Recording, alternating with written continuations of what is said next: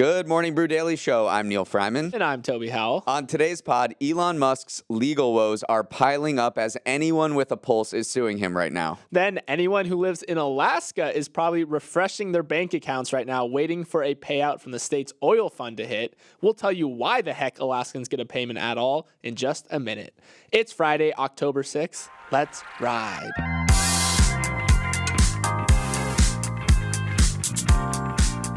This morning, the Nobel Prizes handed out its prestigious Nobel Peace Prize to Iranian activist Narges Mohammadi for her fight against women's oppression in Iran, which has been the site of mass protests for women's rights over the past year following the death of a 22-year-old in police custody. Mohammadi has been imprisoned 13 times, convicted 5 times, and has been sentenced to 31 years in prison, where she is now. The field of possible winners was huge this year. With 351 candidates, it was the second highest number ever. There was a lot of speculation about whether Ukrainian President Vladimir Zelensky would win it or Russian dissident Alexei Navalny, but the committee ended up choosing Mohammadi for a leadership role in these historic protests. The Nobel Prizes, they're coming to an end. We just went through kind of the gauntlet of them, saw the Peace Prize in Medicine that we talked about on the show, and then also the prizes wrap up on Monday. Economics tops it all off. Neil, do you think our names made it into the mix this year? Of course. I like your enthusiasm. Before we jump into the news, Neil, we do have a word from our sponsor, Yahoo Finance. Neil, Yahoo Finance came in extremely clutch last night because, as longtime listeners of the pod know, Friday is when we do our Stock of the Week, Dog of the Week segment. I won't spoil which companies we chose this week, but know that I was cruising Yahoo Finance to get my news and my financial data all in one place. Yes, I was also scrolling through Yahoo Finance last night as well, but mostly to see whether the market will ever turn green again. It's in a bad place. I'll tell you what, Yahoo Finance is a great place to spend a couple of minutes before bed, way better than TikTok, to get up to speed with everything that happened in the market that day. So check out finance.yahoo.com if you have trouble sleeping. Or if you need to research a segment for a daily podcast. Correct. That's finance.yahoo.com. Let's get into our first story of the day, Neil, where our friendly neighborhood billionaire Elon Musk is collecting lawsuits like they're infinity stones.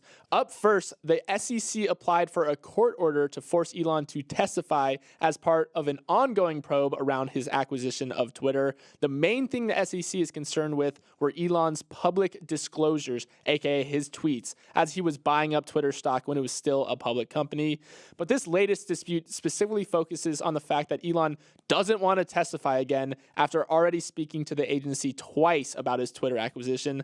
I actually think Elon and his lawyers have a bit of a point here, Neil. I'd be mad if the SEC just kept making me testify. Yeah, but you don't know the particulars of this case. I think they sent in a bunch of documents, and the SEC wanted to talk to Elon Musk about what those documents contained.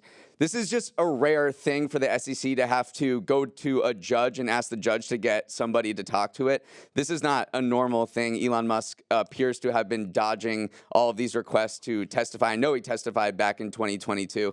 The issue here, the bigger issue, is that the SEC and Elon Musk are not friends. This spat dates back to 2018 when Elon Musk wrote that he had funding secured to take Tesla private, when in fact it appears he did not have funding secured, and the SEC hit him with some major penalties, and the conflict between these two has been brewing over the past few years to the point where Elon Musk basically wants the SEC disbanded. Also, one interesting wrinkle was Elon Musk's lawyer claimed that the recent release of Walter Isaacson's biography on Musk would interfere because it contains new information, and so he basically wanted to let both sides take time to digest the information that came out in that book. So it was interesting to see how they kind of pointed to this biography as a potential legal wrinkle. That sounds spurious. But the actual particulars of the case are interesting because they kind of show how finance and hedge funds and big investors work. Because if you take more than 5% of a company's stake or buy up more than 5% of its shares, you have to disclose that to the public within 10 days after you do that, because you want to know who's now a serious owner of the particular company. Elon Musk let those 10 days expire without informing everyone that he had bought, I think it was 9% of Twitter initially, and that purchase sparked this whole saga last year where Musk was also about to go to trial because he wanted to back out of the deal to buy Twitter. You have to remember, Elon Musk he wanted to buy Twitter, but then he tried as hard as he could to back out until the courts forced him to do it. So here we are with more legal battles that Elon Musk is facing. Yeah, speaking of more legal battles, just a rapid fire rundown of all the legal issues Musk is facing. He's still involved in a lawsuit from a legal marketing company that claims the rebrand of Twitter infringes on its trademark incorporating the letter X. And X has also been fighting a suit since July, accusing it of refusing to pay at least $500 million in severance to thousands of former employees that were laid off once Elon acquired the company. Then last week, his former partner Grimes sued him to, quote, establish parental relationships with the 3 kids the pair have together. But apparently, Elon had also sued her earlier in September for essentially the same thing. Elon is also getting sued for libel for accusing a 22-year-old of having neo-Nazi links several different times on Twitter. And then finally, on the Tesla front, the automaker is currently on trial defending itself against allegations that its autopilot feature led to a death after a Tesla Model 3 veered off a highway near LA. Neil, I don't know what a lot of paper. The critical mass is for legal disputes, but whatever it is, Elon is facing That it is right a lot. Finally, before we move off of Elon Musk, we have to talk about the biggest change he's made to X in a long time, which is he's removed headlines from sharing news articles. So when we post a Morning Brew article on X, or any publisher posts any one of their articles on X now, you do not see the headline for the article. That it does not automatically populate like it used to. So all you see is the picture that's associated with that article. So this is objective. I know, our listeners probably think I hate on Elon Musk a lot, but objectively, this makes X very, very confusing to use because you just see a picture. You don't know whether it's a picture or a news article or a link to a news article. So users on Twitter X have been abusing this and making fun of it all day yesterday by putting random headlines in the captions that have nothing to do with the actual news article and turning into a bit of a farce. It also just hurts the company's bottom line because a lot of people use X and Twitter for the relevant and engaging news articles that they can read on there. So now Musk is making it harder to find relevant news. So it's part of his long quest to keep people on Twitter rather than linking off to other places. But yeah, it is a bit of a head scratcher. I think he's tanking like Sam Hinkie era Sixers. Oh my God. He's trying to get the first pick in next draft because that's the only reasonable explanation for a lot of these changes that makes no sense. He said it was for aesthetic reasons. So yeah. Neil isn't buying it. He's tanking. Okay, this next story is one I've been wanting to talk about for months, and today we're finally going to dive in. It's about a massive auto recall that's devolved into a spat between federal safety regulators and a Tennessee auto supplier called ARC. As far back as the spring, the National Highway Traffic Safety Administration has been aiming to recall 52 million vehicles that it says have dangerous components in their airbags that can explode during a collision and spew shrapnel. It's gnarly stuff, and the NHTSA has said 2 people have been killed and several others injured due to these defects. With tens of millions of Americans driving cars that contain faulty airbags, the agency asked ARC to issue a recall to get them fixed, but unusually, ARC refused, saying that there's no safety defects and the agency has no authority to make it do a recall. Now the NHTSA has to play bad cop, jumping through several legal hoops to make this recall happen. Yesterday, it held a public hearing on the issue, which it is required to do to get a court to sign off on a recall. And even if it is approved, ARC could appeal the ruling. So here we are. Tens of millions of Americans could be driving cars with airbags that potentially spray shrapnel, but this one auto supplier is standing firm. Yeah, it is a bad look for everyone involved because it's a bad look for the NHTSC because they, I don't know if I got that right. Hey, you were so close. SA, thank you for that. Because here they are trying to enforce something, and while a supplier is saying like, no, we're not playing ball with you, and then it's obviously a bad look for ARC as well because you never want to be on the hook or be on the other side of someone saying, no, we need to make the roadways safer. So just a bad look for everyone involved. They do say that only 1 out of every 370,000 airbag inflators will maybe have this defect, which ARC says is within the bounds of what they think is safe, but the NHTSA doesn't see it that way as well. But I also went back to, there's another similar dispute from another airbag manufacturer called Takata, which had to recall up to 67 million airbags following similar explosions and only 6 of them. And it shows how difficult it is to kind of fully address these these issues because some of the recalls involved older cars and then cars that have changed models several times. So this is not a cut and dry thing of let's just get all those cars back and fix defects. Yeah, I'm sure a lot of people remember that Takata recall because that was the largest auto safety campaign in U.S. history. It affected so many vehicles. I think more than 70 million vehicles had to be recalled. It sent Takata into bankruptcy. And Honda had to set aside $5 billion. So you can imagine why ARC is holding firm here, because this could be costly for automakers, especially as the big three Detroit ones are also going through this strike right now. Right, and it actually is GM who probably has the most ARC airbags within its cars. Up to 20 million GM vehicles may have these airbags. So again, they're getting hit on all sides from the auto strike as well as the airbag problem as well. All right, Neil, the next story is something that I had never heard of, but I'm so glad I know about now. And it has to do with a weird wrinkle in the Alaskan state economy. Starting this week, nearly every Alaskan will get a $1,312 check from the state government. It's a dividend check that comes out of the state's oil fund. Residents have received this check known as the Permanent Fund Dividend since 1982, which was around the same time they set up the fund to preserve oil wealth for future generations. A stimulus check for every citizen sounds amazing, right? But the check is actually deeply divisive in the state because critics say it takes away from other important programs like school funding or childcare.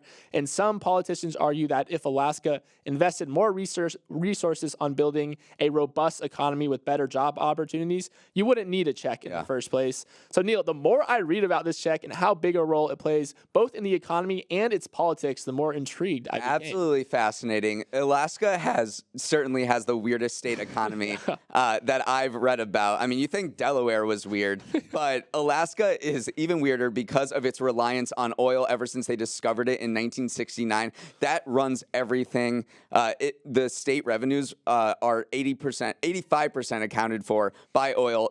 And because that oil money has come in so fast and so plentiful, they have no taxes. Not no taxes, but there's no state income taxes. There's no state sales tax, and then they hand out this check every year to citizens that has become a part of the culture. Mm-hmm. As late as 2015, they broadcast this on live TV because it is just such a big deal for some people to use it on vacations, but other people just to use on basic needs and necessities. Right, and it's so interesting too how it's fit into other pieces of the economic puzzle as well, because brands are now running sales that coincide with the check disbursements. So like you have Lazy Boy, Alaska Airlines running sales as soon as those checks hit the bank accounts. And then it's also such a political tool because just for instance, in the 2018 governor campaign, one of the candidates said he promised every resident, I'm going to bump up the check to $6,700. It was one of those campaign promises that never really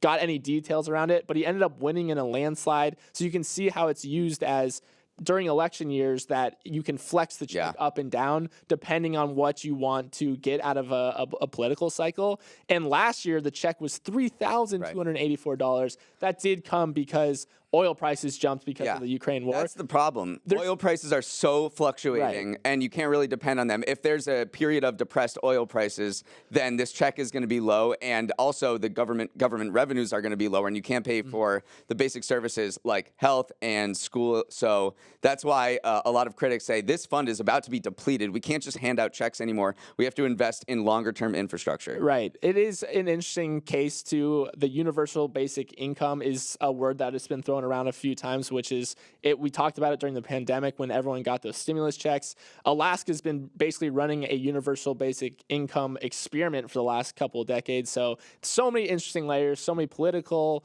macroeconomic, microeconomic angles to it all. So it was very interesting to read about this story. But we got to take a quick break, Neil. Don't go anywhere because we have Stock of the Week, Dog of the Week coming up right after this. As Toby so artfully teased, let's head to our Stock of the Week, Dog of the Week, the Friday segment where we share one stock that made their parents proud and another that was sent to their room without dinner. Toby, you won the pre-show staring contest, so you can go first. As always, Neil, we are not financial advisors. We are just humble podcasters, so please do not take any of this as financial advice. But my Stock of the Week is the soundtrack to the major motion picture Shrek. Neil, it's one of your most quotable movies of all time, and now it is also one of the most investable. The trading platform Public is offering customers the chance to buy shares in the rights of the soundtrack of Shrek and receive part of the quarterly royalty payments that come along with it. The 768 track catalog earns money anytime the Shrek movies are streamed or aired on TV, or even when the music plays on a theme park ride. Even though royalty payments fluctuate depending on how much Shrek content people are consuming from quarter to quarter, according to Public, the composition rights have generated an annualized dividend yield above 8% in the 2022 and 2021. Neil, I'd be all in on this save for one key detail. The rights don't include the two most famous Shrek songs, All Star by Smash Mouth and Hallelujah as well. It's the score. It's the score of Shrek. So I don't remember the score at all. But yeah, these big songs that everyone remembers from Shrek aren't included. And still, I think this is a very interesting investment because music royalties, I'm kind of bullish on, as we've talked about so many times with streaming and TikTok. The playing of older music has become so much more popular over the past few years, and new music has kind of gotten sidelined as people, like we just talked about Mean Girls going on TikTok. That's a movie that came out 20 years ago, and there's just been this move to listen to movies and music that came out a long time ago. So as every time this is played, that it makes money. So that's kind of interesting. I would be with you, except for the fact that right now investors can get a guaranteed 5% return on relatively risk-free cash investments like treasury bonds. So this 8% from the Shrek soundtrack that fluctuates up and down may not be as appealing as it would in like a lower interest rate environment. And so there are other investment vehicles that do this. There's one London-based one that has thousands of songs written by Shakira, Red Hot Chili Peppers. That fund is down 11% this year and about 40% below its 2021 record. So maybe it's not the perfect time for this to come out, but it is cool to see investors get access to this asset class. It's part of a wave of startups and fintech startups offering alternative investment opportunities to regular folks like us. I know there are other platforms where you can invest in sports memorabilia or old cars. The problem is there's not a lot of liquidity here, so you can't really grab your money anytime you want like you would on any normal stock trading platform. I'm gonna go watch Shrek though. Dang, that just made me want to do it. All right, my dog of the week is Clorox because in August it got hit with a massive cyber attack, and yesterday it said that the cyber attack was pretty bad for its business. Clorox stock hit a 5-year low after it warned that quarterly revenue would decline as much as 26%, and while it was expecting to post a $150 million profit, it would now end up losing money. Clorox was, of course, a huge winner during the pandemic when we thought wiping down our groceries was the way to kill the virus, and its stock hit a peak of $237 per share in August 2020. But recently, it's been on a steady decline, closing at $125 per share yesterday, a nearly 50% drop from its all-time high. One thing to note, if this cyber attack happened just a few months earlier, we wouldn't have heard a peep from Clorox, but a new SEC rule went into effect on September 5th that requires companies to report the potential impacts of significant cyber attacks. So we're seeing this new law in action. But I've got to be honest, the most interesting thing about this story to me is that I found out that Clorox makes Hidden Valley Ranch dressing.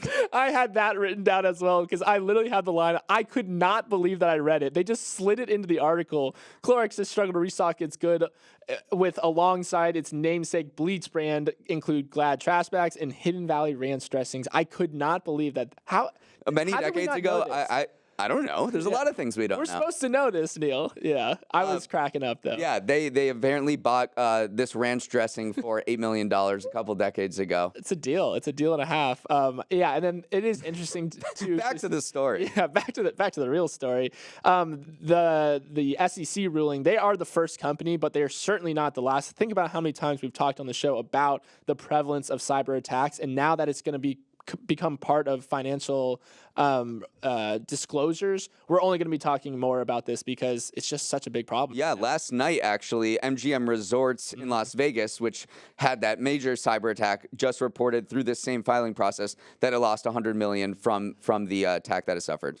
A ranch and casinos, they're getting hacked right now.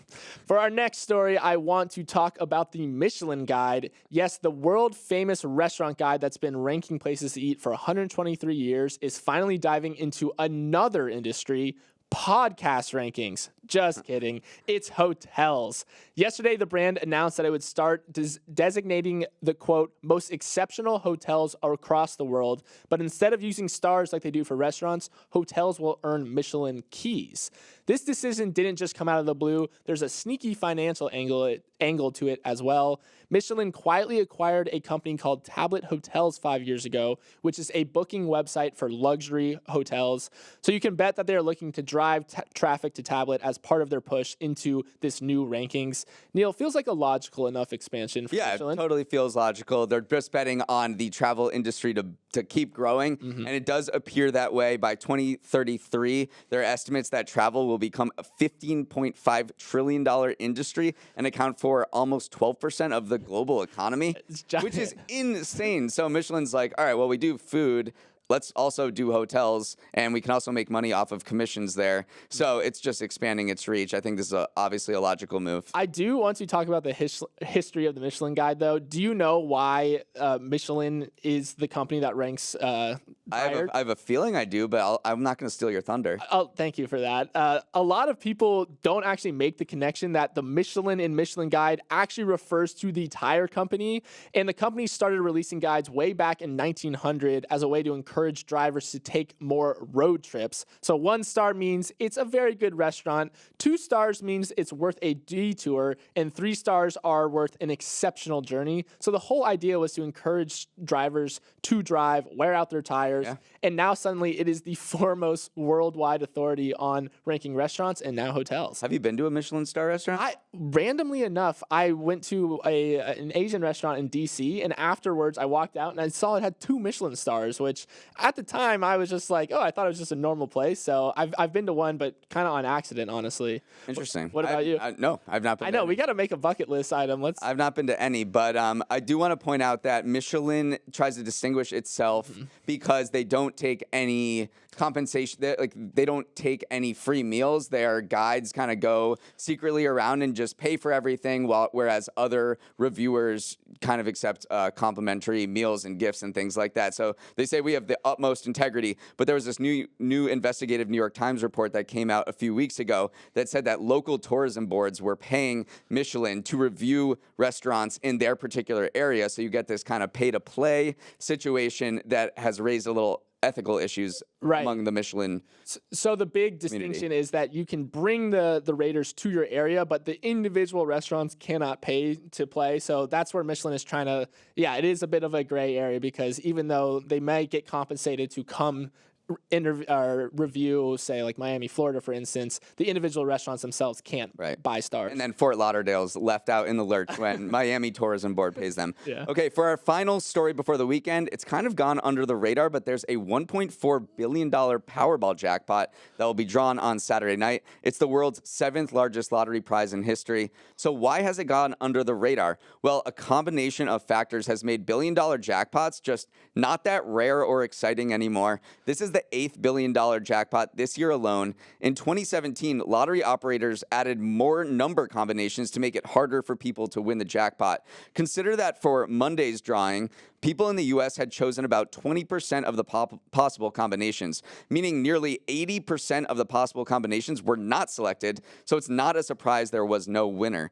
There are other forces driving jackpots higher too, like higher ticket prices due to inflation, and here's the real X factor: interest rate hikes. The total jackpot is calculated by taking the cash value of the prize now and estimating how much it would be worth 30 years from now if it was invested in a portfolio of bonds. With bond yields so high right now, as we've talked about, because of those interest rate increases, that's caused jackpots to just, quote unquote, be inflated. I know, it's the headlines we were reading are hilarious. It's like $1 billion jackpot doesn't get you what it used to. And a lot of people actually don't end up caring, because whether it's $700 million or $500 million, at a certain point, it doesn't matter. Like, it is multi-million dollars. But it was so interesting to see how the bond market that we talked about this week is affecting the lottery market as well. And I also just, the sneaky rule change that happened back in 20 or whatever year it was. 2017. was so sneaky because what they did was increase the amount of white balls and decrease the amount of red balls. So technically, the amount of total balls stayed the same, but it's really the white balls that affect the odds much, much more. And it ended up almost doubling the odds to make it worse in help the lottery in its favor and make it worse for the people trying to win the lottery. So it was that sneaky thing that has led to, because it's in the best interest of the lottery to have those big headline numbers, because then more people buy tickets. So I don't know, just tough to win these days. Tough to win because it's a 1 in $292 million odds, which means you are more likely to die from a meteorite strike or go to the ER because of a pogo stick injury than win the Powerball. I'm sure still many of you are about to go buy a Powerball ticket after listening. I'm about to go too. buy a pogo stick. All right, that is a wrap on our shows for the week. Quick housekeeping note, we are not doing a live show on Monday because it is Indigenous Peoples Day, but we did tape a show this week where Toby and I debated a variety of hot topics. That's coming out on Monday, and we definitely encourage you all to listen on your day off. It was a lot of fun. As always, feel free to write us at morningbrew@morningbrew.com. Let's roll the credits. Emily Milliron is our editor and producer. Samantha Velez and Raymond Liu are our associate producers. Uchenna Ogu is our technical director. Billy Menino is on audio. Hair and makeup is still waiting on that Michelin star. Devin Emery is our chief content officer, and our show is a production of Morning Brew. Great show today, Neil. I wish you all well.